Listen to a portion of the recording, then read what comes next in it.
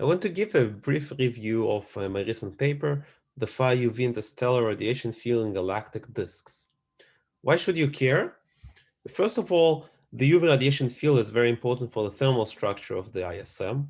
It gives you the photoelectric heating, which controls the multiphase ISM and potentially regulates star formation in galaxies. It may also affect the multi-phase structure of the circumgalactic medium if you're talking about clouds that are close enough to the galactic disks. Then also from the molecular structure point of view, the UV intensity is very important for dissociation of different molecules and therefore for interpretation of extragalactic observations, such as H2, CO, and other molecules. The take-home message from this paper, I think, would be, first of all, now we have a general analytic theory for the intensity of FUV radiation field in the ISM of different galaxies of different kinds, from local to high redshifts and different masses.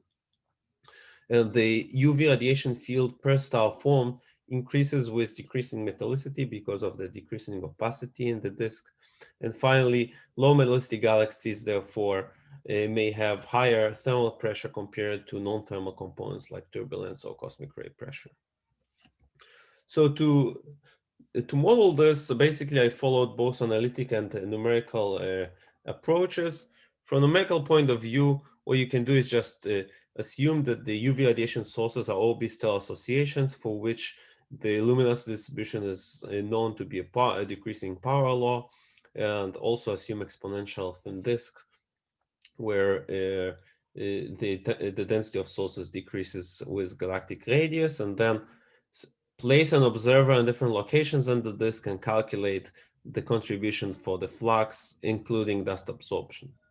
This gives you the UV radiation field as function of the parameters, the dust abundance, the star formation rate, the location of the observer, and the galactic radius. However, to make some order in the disorder, it's useful to also think of the things analytically.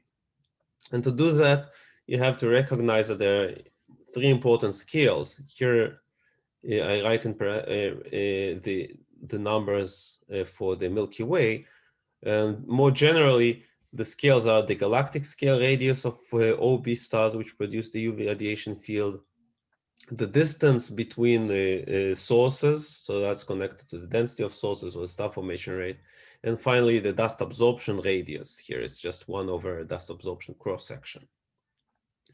And when you take these these distances, the scales, and divide them, you can get the two key dimensionless parameters in the problems.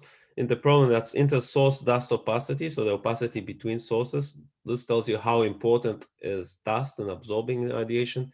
And the dimensionless galactic radius, which basically tell you how many stars there are that are contributing to the FUV intensity if there was no dust opacity. And this is how it looks. The solution to the problem, the UV radiation field intensity, as a function of these two parameters, tau, star, and x. And these are the two regions, the Milky Way conditions, and this is low metallicity, high redshift galaxy or dwarf. This is for the reference, the more usual parameters, dust abundance and scale radius normalized to local values. And what we can see here is that first there are two regimes, one where the UV intensity depends on the metallicity or dust, and the second where it depends on the scale radius. And then also what we see is in this regime, which is more often encountered, as we decrease the metallicity, the UV intensity per star form increases as the dust opacity decreases and the galaxy becomes more optically thin. So this has very many important implications. For example, you have more heating at low metallicity because of this, which may result in higher thermal pressure.